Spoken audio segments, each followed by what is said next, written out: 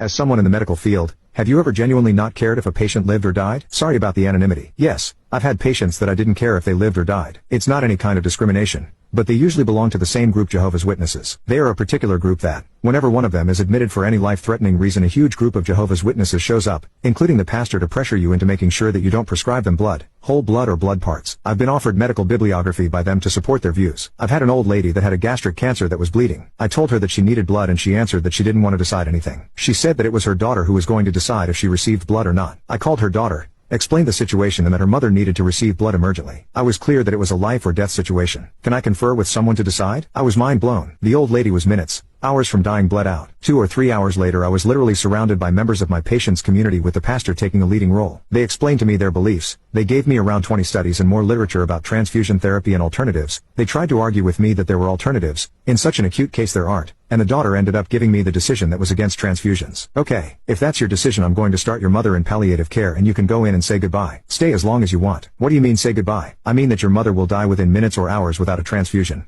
So you still have a chance to say goodbye. Speechless. I wrote some notes on the patient's process and left. Half an hour later I was called to pronounce her death. The daughter was there watching the whole thing. I gave her my condolences and went to write down the death certificate. She came close to me, pale, lenified, as if in shock. She died. She needed the blood. Yes, she did. The hospital got, directed at me, a complaint about letting the patient die. The case never even went to court. I wrote to the administration about what had happened and they referred my response to a judge that immediately dismissed all complaints. There were never charges.